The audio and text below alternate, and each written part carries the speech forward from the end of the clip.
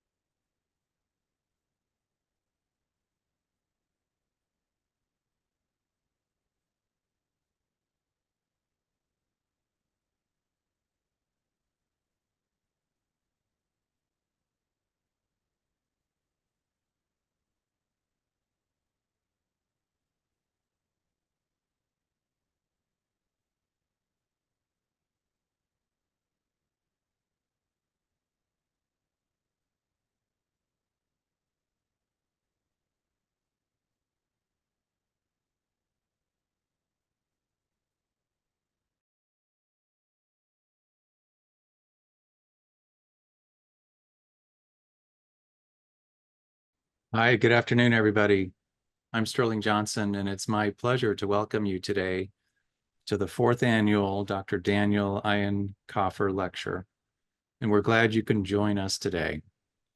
By way of introduction for myself, I'm Sterling, the Associate Director and Biomarker Core Leader in the Wisconsin ADRC and the Associate Director of the Alzheimer's Institute.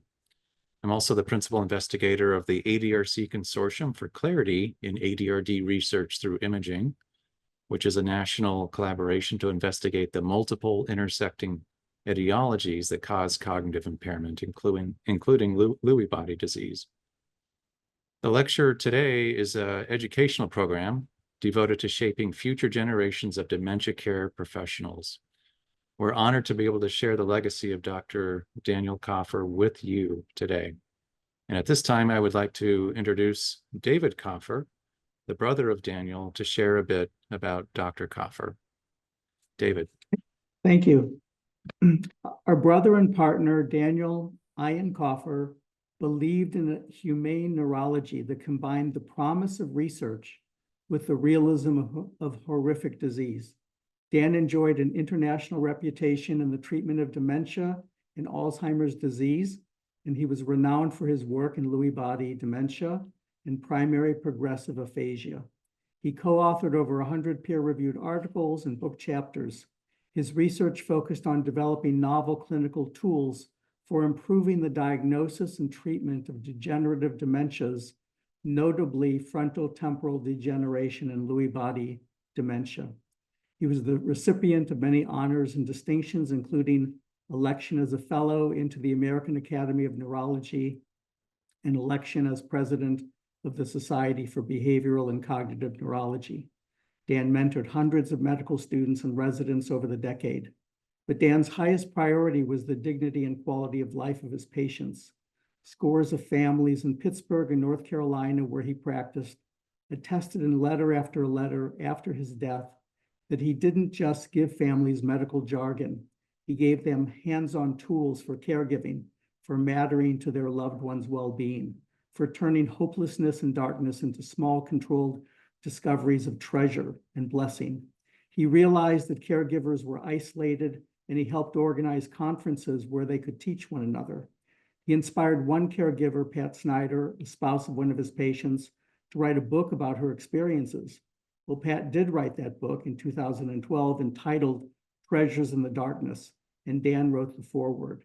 In his foreword, Dan praises Pat for exemplifying how a caregiver's greater knowledge and understanding of a complex medical disorder can make it more manageable in myriad ways. Dan wrote that knowing the enemy can offer a sense of control that may otherwise be elusive. During the pandemic 4 summers ago, an aggressive cancer snuck up on Dan he knew he wouldn't beat. He didn't need a caretaker, but he knew that we, his family, did. And he kept his perspective and composure to teach us how to keep ours. He didn't dwell on the years taken from him. He was grateful for the years he had been given. The University of Wisconsin-Madison was Dan's beloved alma mater, which, according to Dan, had taught him to think like a physician. During his final hours, Dan thought about the best way to inspire new generations of neurologists in his passion and values.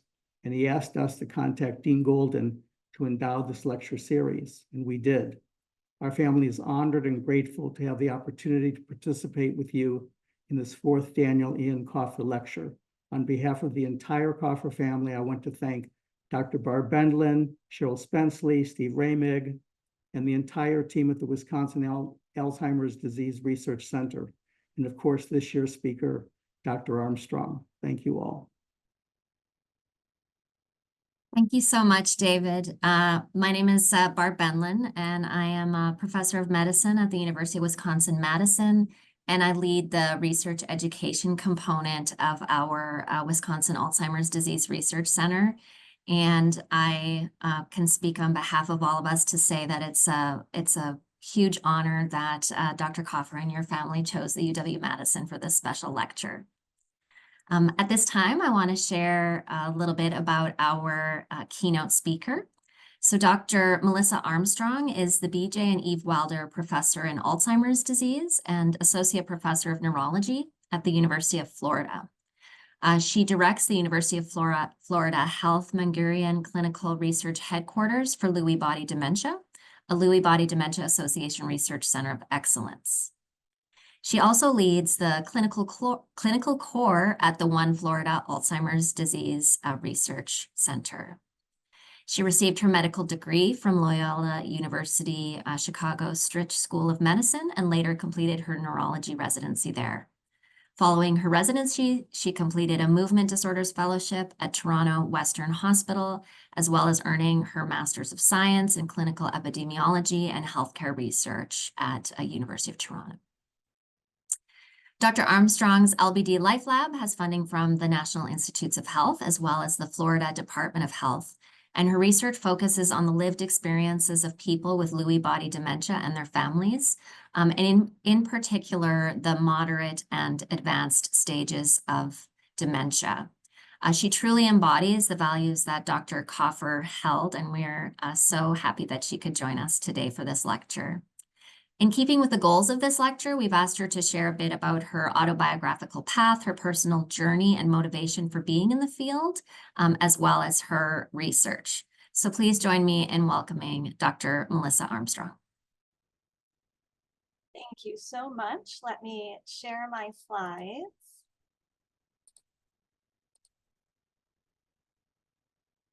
All right. Well, I am so pleased to be here today, and I appreciate the chance to honor Dan's legacy.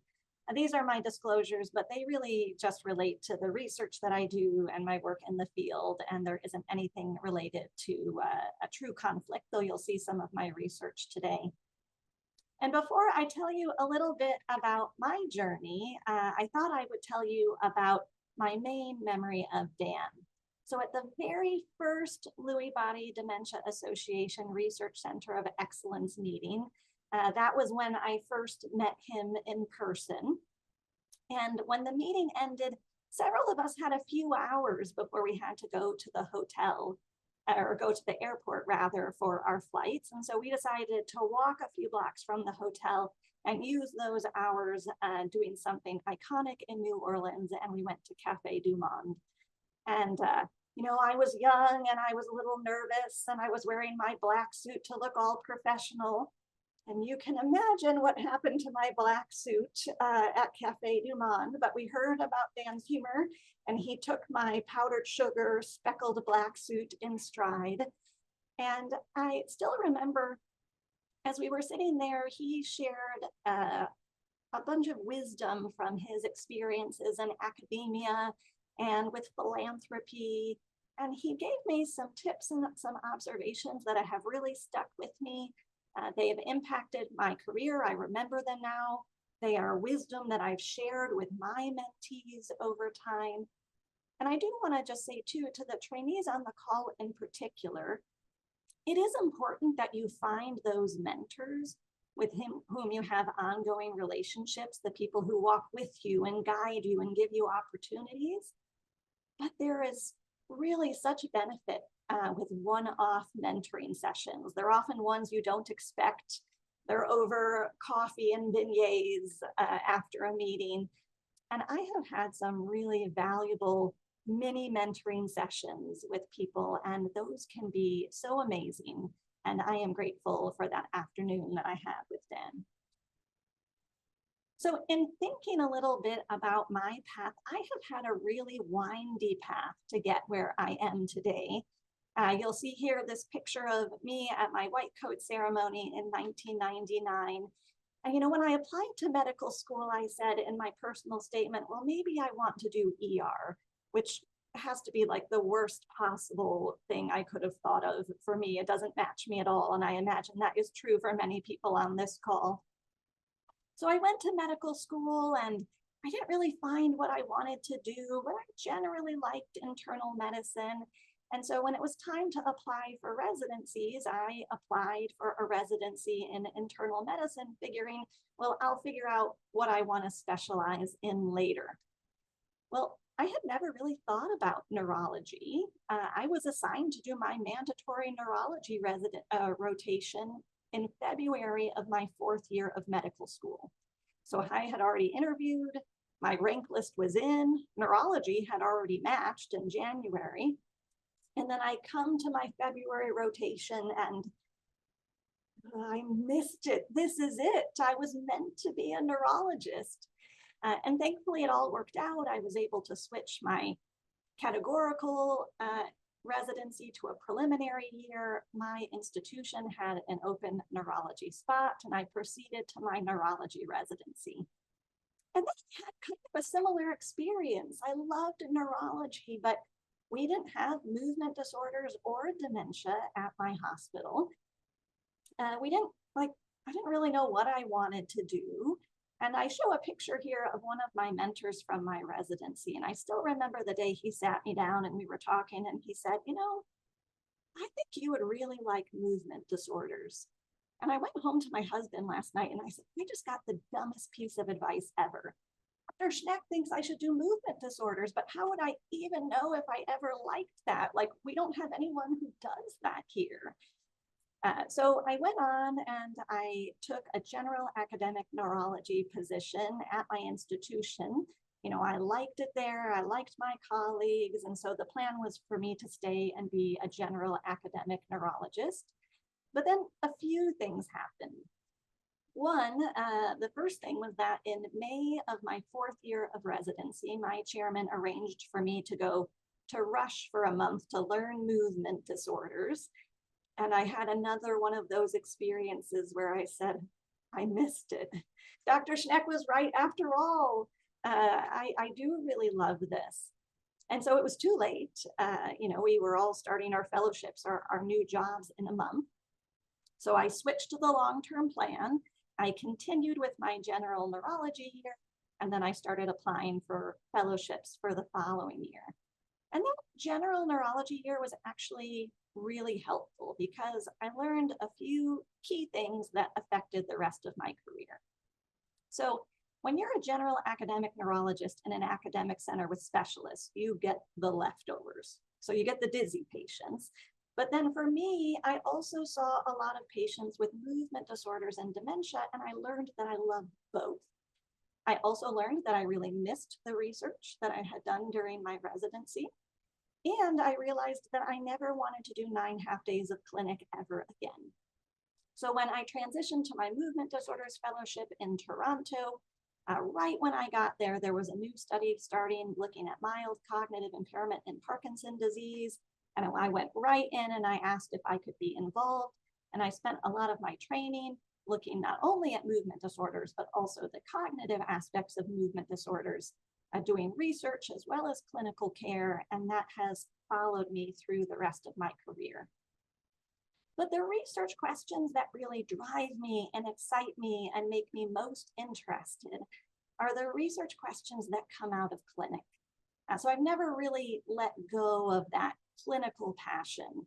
So when someone asks me a question and I can't give them an answer, that's a perfect kind of research question. And what I found early in my career is that when I was just in my first specialist academic position, someone came to me with dementia with Lewy bodies, and as patients and families often do, they said, well, what's coming next? And they said, how am I going to die?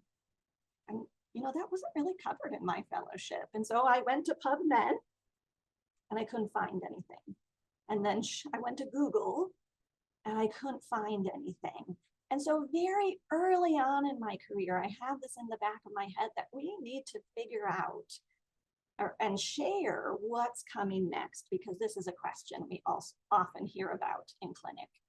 And so in the presentation today, we're going to cover 3 main topics relating to some of this patient and caregiver-driven research that I have done. So first, we're going to talk about the unmet clinical needs in dementia with Lewy bodies. We're going to talk about what factors influence the experiences of people living with Lewy and their families and caregivers. And at the end, we're going to talk about the end-of-life experiences in dementia with Lewy bodies. So when we think about clinical care and barriers to clinical care in dementia with Lewy bodies, hands down, the first thing is the diagnostic delays that happen when we're making a diagnosis of dementia with Lewy bodies. So it's currently estimated that 1 in 3 cases of dementia with Lewy bodies may never be diagnosed at all. And then we know that in the 2 people out of those 3 who are getting the diagnosis, there are often delays. And some of the research I'm going to show you over the coming slides was done by Jim Galvin and by Dan Kaufer. So in a survey they did, and this survey is a little old now, but I think it really still holds true. Almost 70% of people with dementia with Lewy bodies and their caregivers reported they had seen 3 different doctors for those related symptoms before they got the diagnosis. And 15% had to see more than 5 different physicians. It often took multiple office visits to get an answer, and only 50% of people with dementia with Lewy bodies were diagnosed in the first year that they were seeking care for these symptoms. And a third of people, it took over 2 years to get the diagnosis. We think this is true in dementia with Lewy bodies generally, but it's probably even more true for people who identify as Black or African American. So when we looked at Medicare data, or this is not my own research, but research we looked back at, dementia with Lewy bodies, or the Lewy body dementia diagnostic code that was used in Medicare at the time of this study, found that Lewy body dementia was least commonly diagnosed in Black adults. And we've seen that to be true as well in NAC. So there are multiple publications using NAC data, which show that fewer Black participants with pathologic Lewy body disease have a clinical suspicion for one of the Lewy body dementias in life compared to people who are white or white non-Hispanic. And over 96% of people in the Lewy body dementia clinical trials that are on clinicaltrials.gov identify as white. Now, there are many reasons that this may be happening. I can't go into all of them on this talk. If you want to read more about some of what we think might be happening, I'll refer you to this manuscript that was published a few months ago. But it likely relates to, social determinants of health, lack of access to care, comorbidities, but also maybe clinicians labeling some of the symptoms of dementia with Lewy bodies as something else. When we think about care for Lewy body dementia, the ideal care is to have real interdisciplinary care. And I'm blessed at my institution when someone comes to see me on site, we have a rehab team that's familiar with Parkinsonism, with dementia, so patients have access to things like PT and OT and speech and swallow, dietitians and social work. But in the study done by Dr. Kaufer and others, it reported that in that group, only 47% of people with DLB kept seeing the diagnosing physician, and almost 60% were sent back to their primary care physician for their main DLB care. Some people did see additional clinicians for their DLB, and that was a little bit of a mixed bag. So they were getting some specialty care, but the caregivers often reported that it was hard to juggle that care. We've done some research talking to individuals with Lewy and caregiver at our institution, and they say that there's a lot that they value with specialty DLB care. So they like the clinician time and knowledge. They do like the interdisciplinary care. They felt that they could be confident in the diagnosis from a specialty center. They valued education, especially knowing what to expect and access to things like pamphlets and resources. They liked the symptom management, communication, and caring office staff. But it wasn't all perfect. So they talked about challenges, including long travel distances. And this is probably true for many of your specialty centers as well. Trouble scheduling that initial visit. They like the interdisciplinary care, but it's also overwhelming. It's a long day if you see all those people. And as you probably also experience, they really want more frequent follow-up than we're able to provide. And when we asked them about unmet clinical care needs, they talked about patient and caregiver education. And this is a little nuanced. So some of them really wanted their clinicians to give them more education, but some of them wanted information that the clinicians didn't have to give. So that unmet education need kind of related to multiple things. They wanted education of non-specialist clinicians and community care providers. They wanted it to be easier to schedule. They wanted more caregiver support, especially for things like finances and advanced care planning, and finding local resources that might be familiar with DLB. And they wanted more effective treatments. And this need for education is really something we hear again and again and again across research studies. So in that survey done by Dan and Jim Galvin, they found that 30% of caregivers wanted more education and 65% wanted more web-based education. And we've probably met some of those needs in the intervening years. In a study that I'll tell you about later, caregivers of individuals with moderate to advanced DLB were usually pretty happy with their health care, but their lowest satisfaction with regard to healthcare support was information about disease progression. When we interviewed caregivers of people who died with DLB, lack of education about what to expect was one of the main barriers to quality end-of-life care. And in a survey that you'll hear about more later, caregivers of people who died with DLB said that physicians rarely discussed what to expect at the end of life. Only 40% of the time did that happen, and it was only helpful about 22% of the time. And it was usually the caregivers who were prompting those conversations. So we know that education is an unmet need. So what drives experiences in dementia with Lewy bodies? When we think about our clinical care, what are some of the big things we need to be thinking about?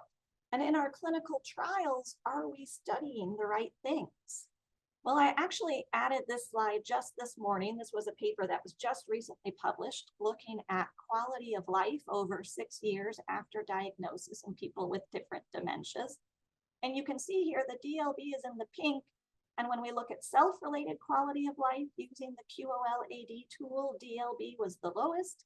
And when you looked at informant-rated caregiver or quality of life, where the informant was the caregiver, DLB was also the lowest. So we say as clinicians, We want to know what's important because we want to know for our patients, but we're also seeing in research that understanding what's driving patient and caregiver experiences and quality of life is really important.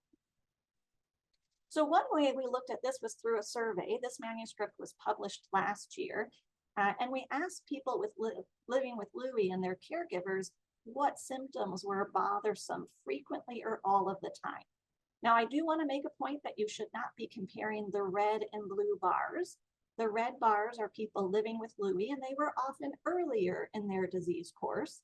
The blue bars were responses from caregivers, but it could be caregivers of people in early stages or moderate stages or former caregivers. So these are not matched pairs. And people living with Lewy said they were most bothered by cognitive changes, but the number 2 was daytime sleepiness and fatigue. Number 3 was psychiatric symptoms other than psychosis.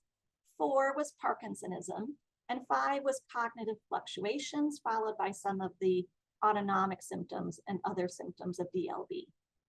When you look at what caregivers thought bothered their loved ones the most, the top ones were cognitive changes and cognitive fluctuations, then again followed by that daytime sleepiness and fatigue, and then things like psychosis, other psychiatric symptoms, and Parkinsonism, and then some of those autonomic features. When we asked caregivers what symptoms of the person living with Lewy bothered them the most, it was similar. Number 1 was cognitive changes, followed by fluctuations, psychosis, and other psychiatric symptoms, the sleepiness, and then some autonomic symptoms and Parkinsonism. So I want you to hold those in your mind in a moment. We asked the people in the survey also, so these things bother you. How effective are the treatments? You do not need to look at the details on this slide. The key thing is that red is when someone said, this bothers me, but there's no good treatment. Green would be that it was very or extremely helpful. And you can see we don't have great treatments for people living with Lewy. And we asked the same thing of caregivers, and they said the same thing. If anything, they were a little bit more discouraged. You know, things really are not helping for these very bothersome symptoms. So we know there's a clinical need for better strategies to address these bothersome symptoms. Now, we've also looked at this other way. So this is a manuscript that was published a couple of months ago in Alzheimer's and Dementia. And we looked at what symptoms drive quality of life in moderate to advanced dementia with Lewy bodies. And in this, people with DLB answered on their own behalf if they were willing and able, and then caregivers completed the proxy rated QOLAD. And for people who had both in the dyad, they were moderately correlated. People living with Lewy usually said their quality of life was a little better than their care partner rated it. And when we looked at those ratings for people living with Lewy who rated their own quality of life correlated again with daytime sleepiness, autonomic symptoms, and behavioral symptoms. And the proxy ratings of the quality of life of the person living with Lewy correlated with dementia severity, daytime sleepiness, behavioral symptoms, and ADL dependence, and also correlated with caregiver measures. When we look at what symptoms drive caregiver experiences, there's a little bit more research on this. And in general, across these studies, DLB symptoms associated with caregiver burden are those neuropsychiatric and behavioral symptoms, including sleep disturbance, dementia severity, and need for ADL assistance.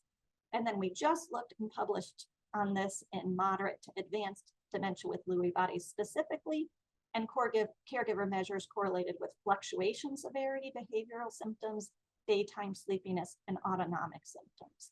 And so I think one of the key things is we're looking at this different ways. We're doing surveys, you know, we have longitudinal studies, but we're hearing about the same things. So what are our studies looking at? Well, I'm not going to talk about disease modification studies today, but if we look at the symptom modification studies in people with dementia with Lewy bodies, this was a really nice review that was published last year if you're interested.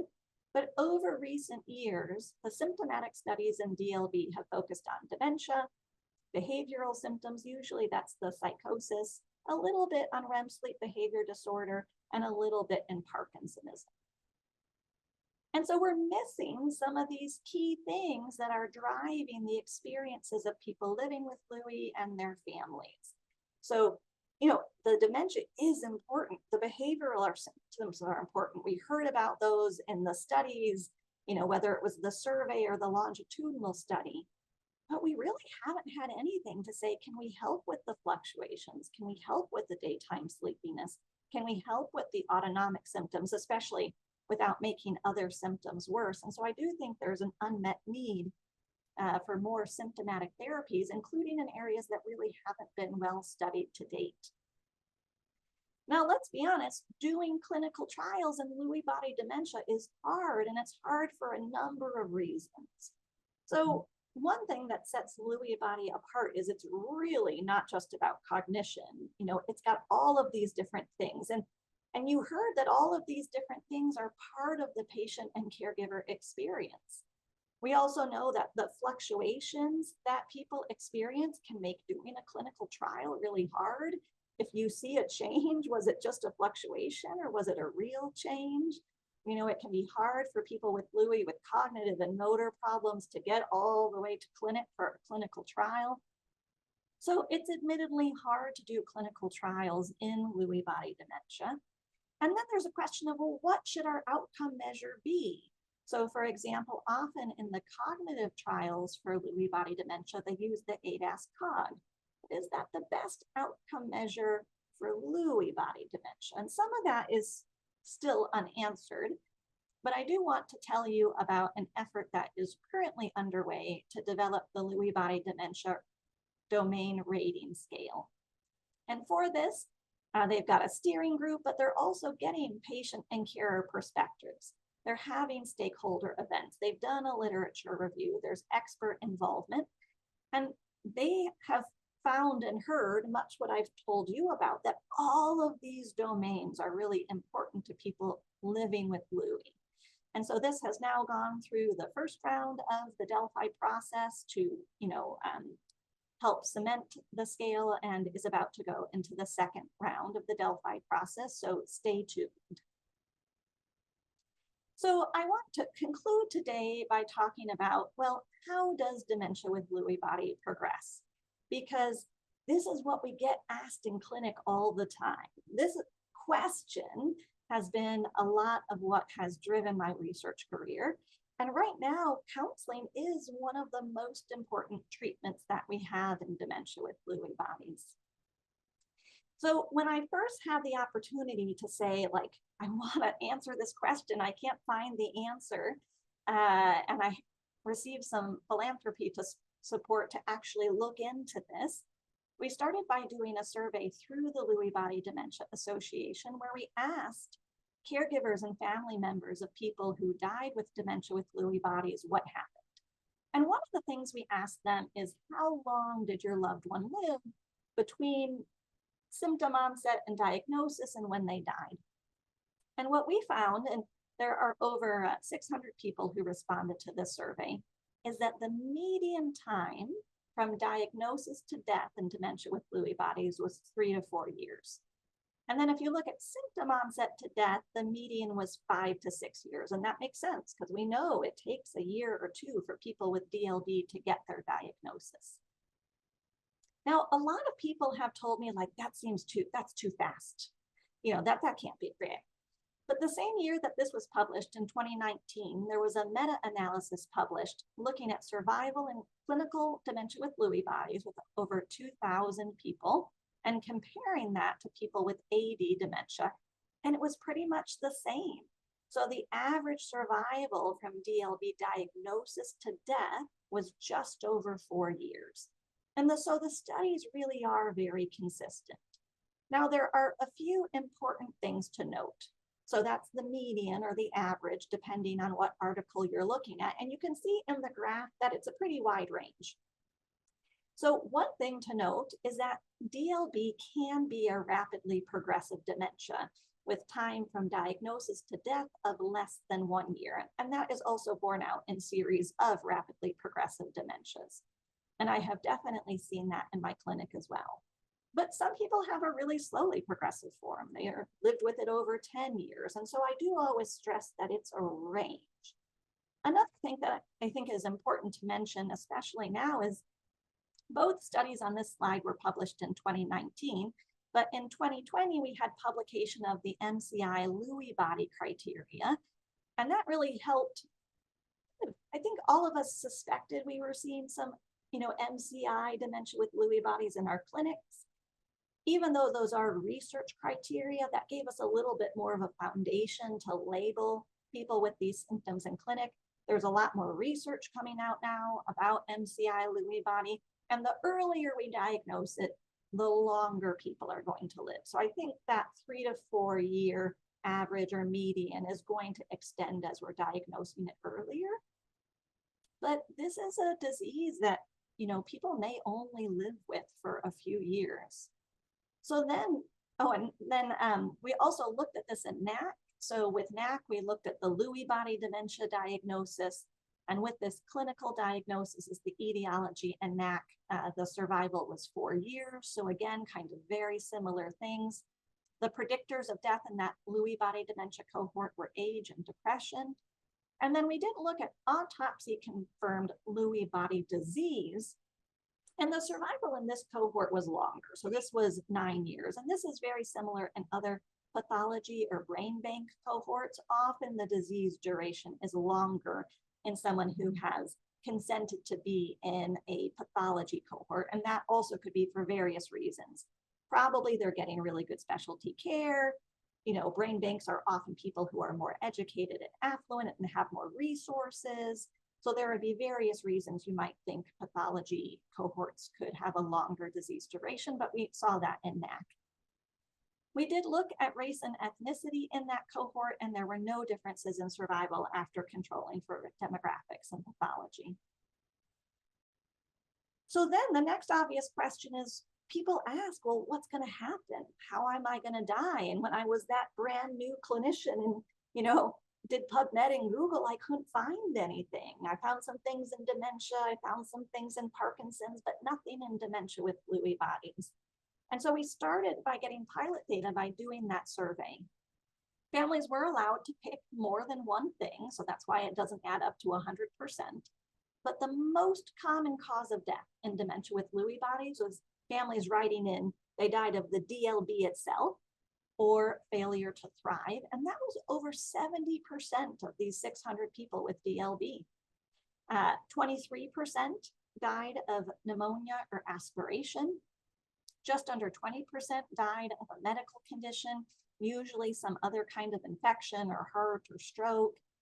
10% died of falls or from complications of a falls.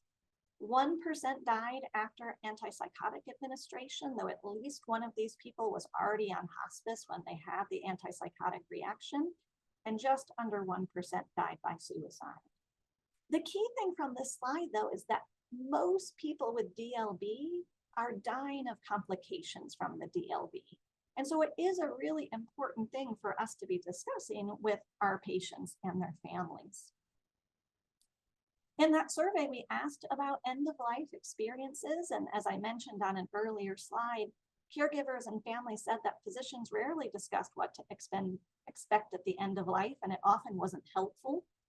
Death was usually expected, but fewer than half of caregivers said they knew what to expect. And 78% used hospice, which is really quite good, either at home or in skilled care, but the median time on hospice was 1 to 2 months. And it's currently thought that if you really want to get the full benefit of hospice, it should be about 3 to 4 months. So the median here was less than that ideal. And almost 20% had hospice less than a week. And that's really not a lot of time to get the benefits of hospice. And we heard about this, some of these problems from the interviews we did following the survey. So one wife told us, I wish we had done hospice much before. It would have been so much more helpful, but I didn't know. Nobody gave us full information. I knew hospice was not just, in their last days or weeks, but I didn't understand the scope of what they could do for us. And another wife said, we did inquire about hospice. None of our doctors recommended it. In fact, I called the neurologist and he thought it was too early. He was really just going downhill, and I thought, wow, it doesn't seem too early to me. So from this survey and from the interviews, it seemed like there was a real need to better understand the moderate to advanced stages of DLB and to try to figure out, well, what is going to predict death? How do we know when to get hospice involved? It's hard. So are there clues? And we're looking at this with an R01 that we call PACE DLB. It's about predicting accurately end of life in DLB. Our goal was to get 150 dyads, people living with Lewy and their primary informal caregivers, to complete both a baseline visit and a 6-month visit so we could do some of those trajectory analyses. And so it is now closed to recruitment, I'm excited to say, but we're still doing follow-up. We screened 225 dyads. We did baseline visits on 189. We had 31 drop out before that 6-month visit, mostly due to deaths. And we already have that 154 with a few more people who could come through to a 6-month visit. We initially intended this to be a 36-month visit, but we have permission to keep seeing people after the 36-month mark now if they're willing. And we do visits every 6 months. Most of the visits are done by the caregiver, but the participant can do that quality of life AD that I told you about. And then we also do a visit with the caregiver 3 months after death. And now we're doing some pilot visits with caregivers 6 and 12 months after death as well.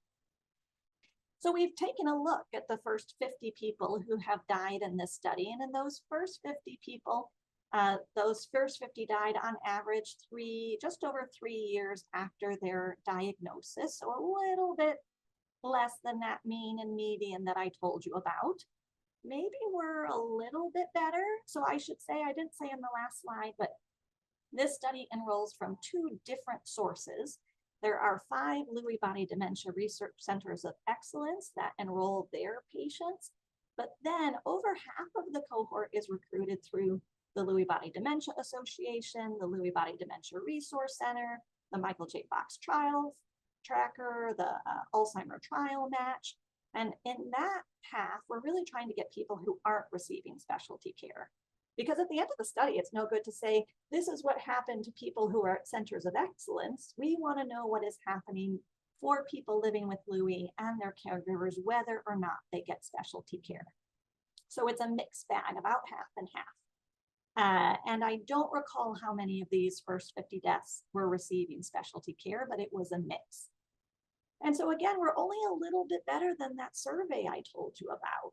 So only 44% of caregivers said they had a helpful conversation about what to expect at the end of life, and only about 50% had one of those conversations at all. Hospice numbers were really high. 90% received hospice care. That's great. But again, 20% used hospice for less than a week. And we are learning about the end of life trajectory, both from the prior interviews and these interviews. So in these interviews, multiple caregivers described being surprised by the sudden and rapid decline. And they didn't have a UTI, it wasn't a medical condition. The DLB was kind of going along and it got worse. One thing we learned from the prior caregivers is some people also really have this up and down course where the clinicians and the families were like, this is it. Prepare yourself. And then the person rallies and then goes along and then, okay, it looks really bad. This is it. And they rally. So there are multiple challenging courses. Some people have this gradual, steady decline and you can tell it's coming and it comes. Some people have this sudden change and some people have these ups and downs. Most caregivers told us that end of life period was positive, but that was not universal.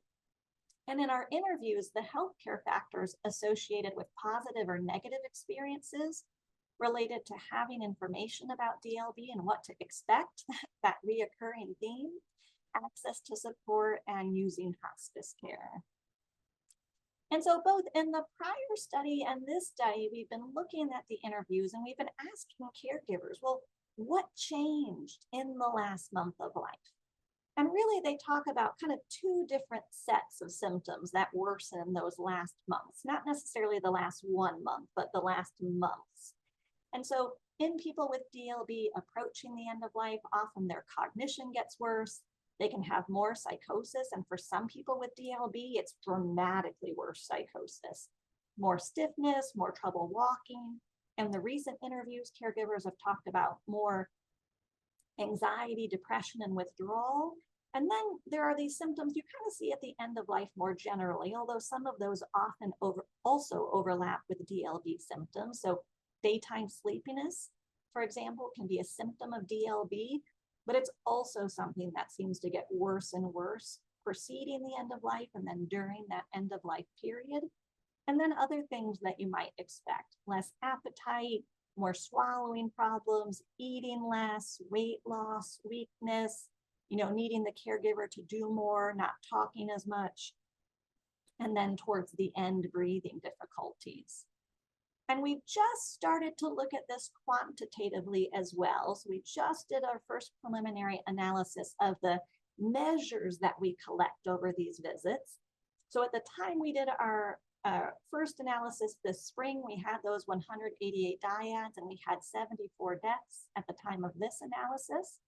And the mean survival for those 74 was closer to that 4 that I told you about. It was 3.8 years post-diagnosis.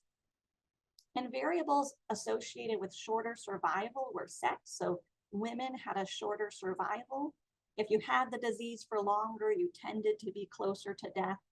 If you had had ER visits in the last 6 months, daily falls, pressure ulcers, the Lewy body composite risk score kind of looks at total symptom burden. If that was higher, you were more likely to have shorter survival and then greater dependence in ADL. So that hazard ratio was pretty close to 1. And then we also took the 52 participants at this point who had those 2 visits, who had a baseline and a 6-month at least. And we looked at changes between those last 2 visits before death. And we saw significant changes in cognition, sleepiness, fluctuations, ADL dependence, and then this tool called the Advanced Dementia Prognostic Tool. And so really what we're seeing borne out in some of these quantitative analyses are the things that the caregivers are telling us as well. And so I just want to conclude with a story about why I do this research and why I think it's important. So there was a patient who came to see me. He had been diagnosed a few weeks before with Parkinsonism and cognitive changes, kind of not otherwise specified. He already had a third opinion scheduled a couple weeks after he saw me. And when I saw him, I really did feel that he met the criteria for dementia with Lewy bodies. And sometimes people are a little skeptical when I'm the second opinion and I give them a diagnosis that someone else didn't. And when that happens, I usually print the Lewy body dementia checklist from the LBDA website. And we kind of go through and I check off all their symptoms and show like, this is why I think that you have DLB. And after we talked a little bit about the diagnosis, they came with that question. So what's going to happen next? When am I going to die? What should I expect? And at this point, based on the clinical, we didn't have this research yet, but based on my clinical experience at that point, based on his age, he was almost 90, based on some of his other symptoms, I told him and his husband that I thought it might be in that 6 to 18 month range. And we had a frank discussion about that. And it was hard. But they told me later that that night, when they went home on the plane, it was the best night of their lives because they finally knew what was happening. They finally had an answer and they finally knew what to expect. And they spent that next year doing exactly what they wanted to do. And they said it was the best year of their marriage. And he died almost a year to the date after I first saw him, at home on hospice with his husband and dogs at his side. And I think that's the power of getting the DLB diagnosis. And that's the power of knowing what's coming and being able to share it. Because we're giving the power back to the people living with these diseases and their families, and we're doing our best to help them live their best lives. So this is my research funding. And again, I really want to thank you for inviting me today.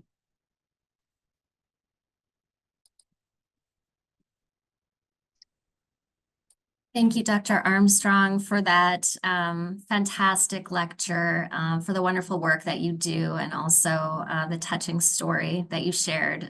You'll see some clapping happening. That was just a really wonderful talk. We're now open for questions. Please feel free to put up your hand or to write your question in the chat.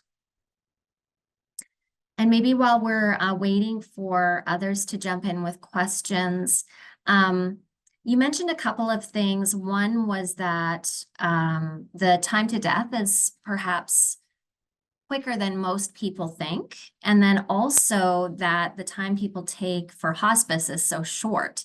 So I'm wondering, is it the case that physicians aren't aware how quickly death might come and then also delay recommending hospice? Perhaps I'm abstracting too much from what you presented, but what are your thoughts on both of those things? Yeah, no, so I think there is truth in that. So, it's one thing if you're seeing a specialist and the specialist can draw on their years of experience to kind of give advice. And that's a really important thing. But part of what drove me to this research is knowing that so many people don't see a specialist. And so if they're just seeing primary care, or if they're just seeing a general neurologist, and if no one's ever looked at this in research, where would they get that information? They're going to be in the same spot that I was when I came right out of my training. And so I think part of the reason to do research like this is to put that information out there. So if it is a primary care physician, they can go to PubMed or go to Google and at least find this information that they can share. And I also think, patients and families, they are, many of them are much more engaged in their own care now. And this was really, came home to me about a year ago. So my development officer called me and said, this person is dying and the family wants the funds from the funeral to go to your research. And I'm like, I don't know who this is. And they said, well, it must be a patient. I'm like, I'll double check, but it was not. And so they went back to the family and they said, we noticed you're not a patient at UF. What's making you give to this research fund? And the daughter said, when my dad was dying, it was too late, to get him to somewhere like UF. But our doctors couldn't tell us what was going to happen. So we looked online ourselves and we found Dr. Armstrong's research and we read it all. And that is what guided us through the end of life period. And so I think that too is kind of testament to this work is important, but also the NIH public mandate is important because people living with diseases are now accessing our research directly and using that to learn more about their diseases and to advocate for themselves. So I do think there's just a lot we don't know about, how fast it goes. And we have maybe clinical impressions that it lasts longer than it does. Or maybe people in specialty care do live longer. And so the people we see are living longer on average compared to people who aren't getting specialty care. That we have not looked at that. So that is purely hypothetical. But I think it is hard to predict even for us as specialists. How do we know when to get hospice? So I think there are those people who have that sudden decline where you don't get the warning to tell you that we need to think about hospice coming. If it's sudden, it's a lot harder to get it in advance. But then we don't have a lot of research to say when we should get hospice involved. And the Medicare hospice guidelines for dementia are terrible. So they use the fast stages and you have to get to at least 7C where someone is only speaking one intelligible word a day. And then there's also some additional criteria where you have to have, upper urinary tract infections or stage 3 or 4 bed sores or fevers despite antibiotics or losing a lot of weight. And the research has shown that those are very specific. Like if you meet those criteria for hospice, you're dying, but you're dying very soon. Often if you're just speaking one intelligible word a day, and we want to get you before then. Right. I think we need to know more about, well, when should we be doing it? And hopefully we'll learn more about that. Other questions for Dr. Armstrong?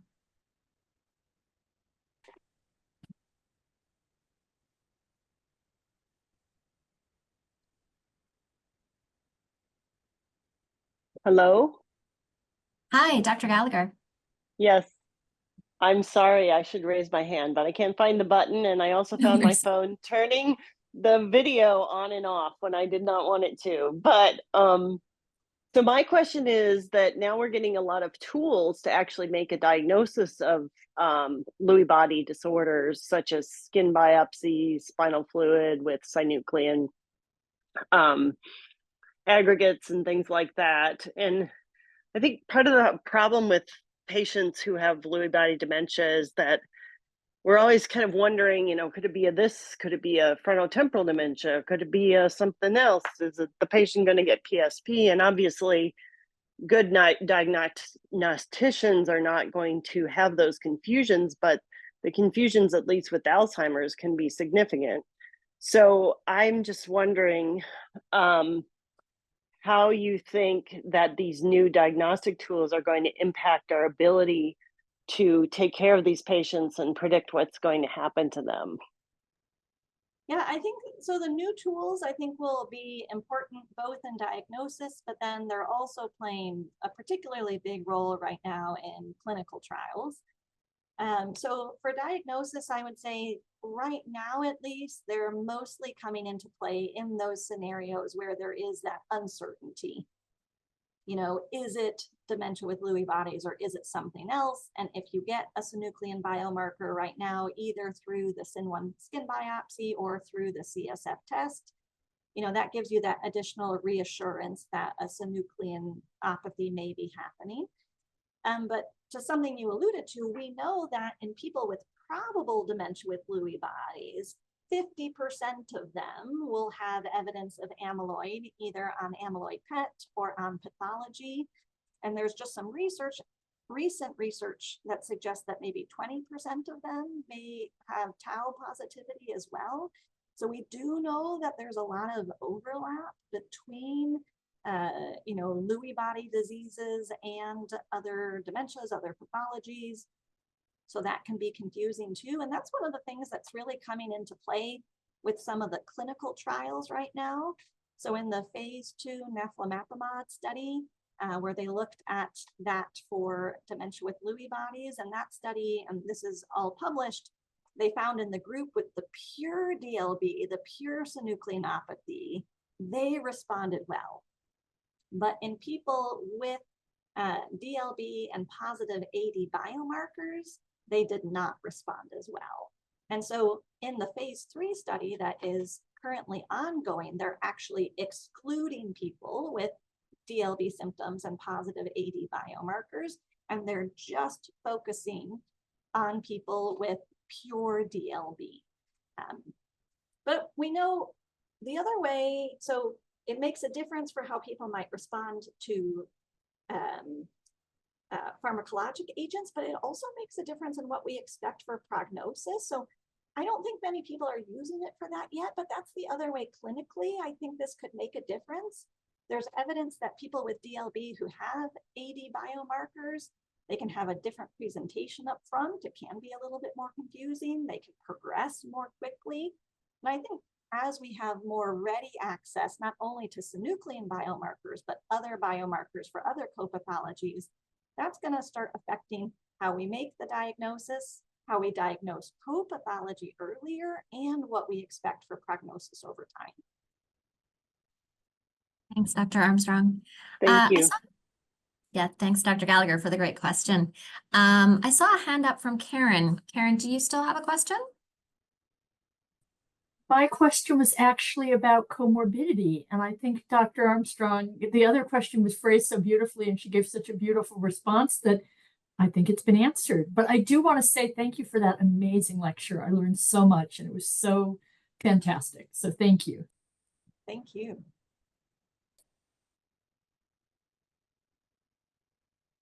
Other questions for Dr. Armstrong?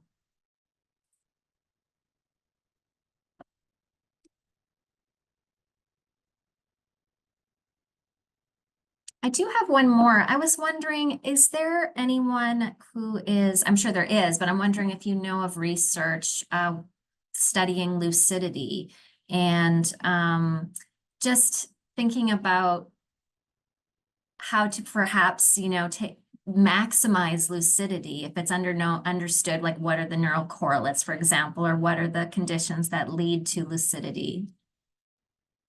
Yeah, so if we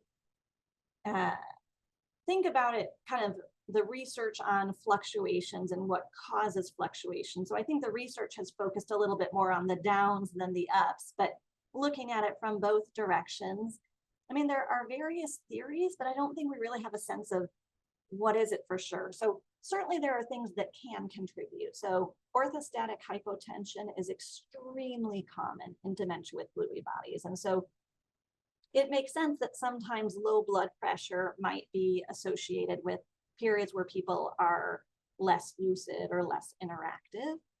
But that's not the only thing. And there have been studies looking at EEG and looking some at EEG correlates.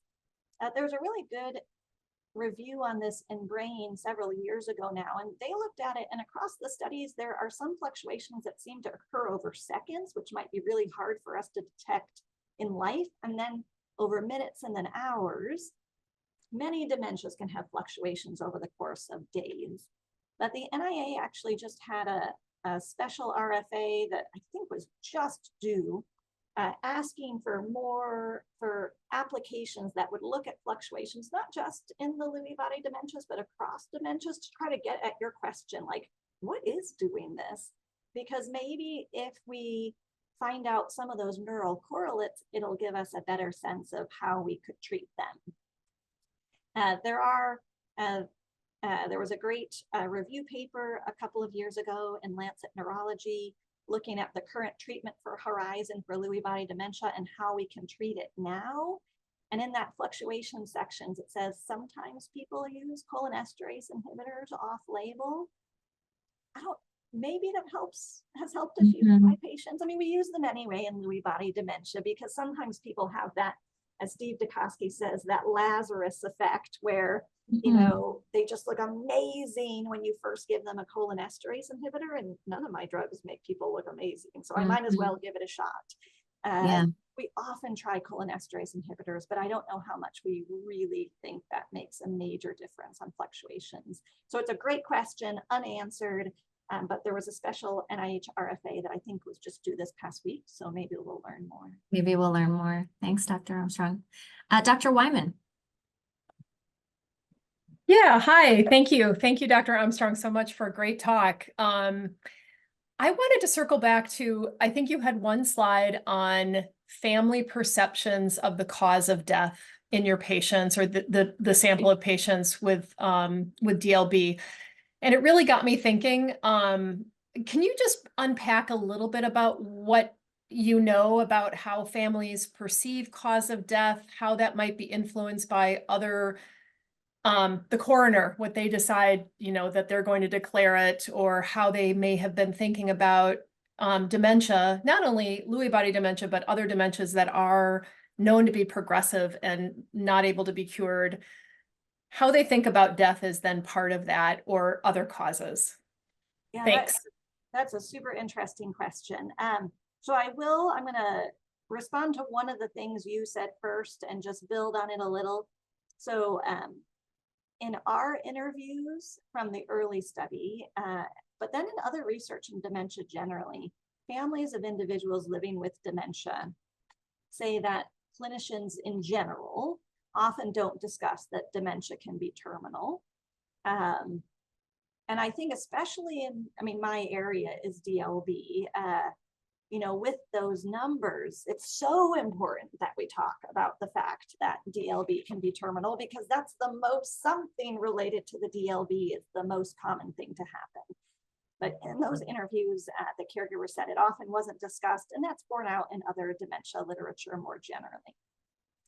This question of how they are ascribing cause of death is a really interesting one. So we haven't really like scratched at that, but it's a really interesting question. You know, when you do death research, it's challenging, you know, and people will look at it different ways. And I do think that's the best way to do it. There's that, you know, what does the death certificate say?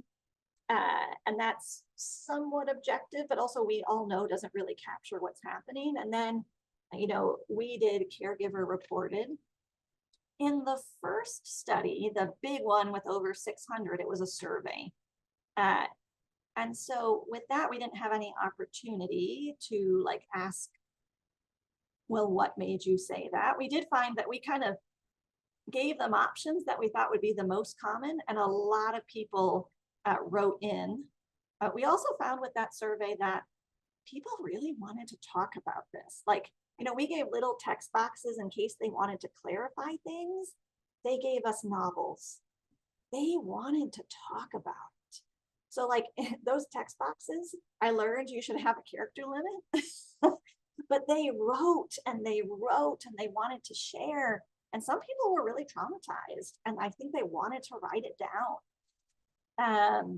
But they often just wrote in the DLB, the LBD, and we couldn't, you know, ask them in PACE DLB. So that's still ongoing. And I maybe made some of the same mistake again. You know, we made a multiple choice for the coordinators to use, but people are still, you know, saying it was the DLB itself. And so maybe we should probe a little bit more. Well, what does that mean? You know, what does that mean to you? And we did, when we did that first analysis of the first 50 and that came up, we did go back as a team in our team meetings and talk about, well, when that comes up, can you ask a little bit more? Like, if they died of the DLB itself, like what happened? Was it failure to thrive? My assumption is that's kind of the failure to thrive scenario, but maybe that means something else. So that was a little bit of a long answer to say, I'm not exactly sure of the answer to your core question, but I do think it's interesting, and it might be something we could tease out a little bit with our post-death interviews. Thanks, Dr. Armstrong. It really sounds like you are definitely filling a gap in the field, and we're so grateful for the work that you're doing. I want to thank everybody that joined us today for this endowed lecture. I'd also like to thank the family of Daniel Ian Kaufer for sharing this endowment lecture. We appreciate Dr. Kaufer's wishes to share his legacy with the UW-Madison Initiative to End Alzheimer's Disease, which is benefiting our future researchers and clinicians, and particularly new trainees in the field. So also thank you to Dr. Kaufer's family and friends, and to our speaker today and everyone for joining. And thank you again for coming today.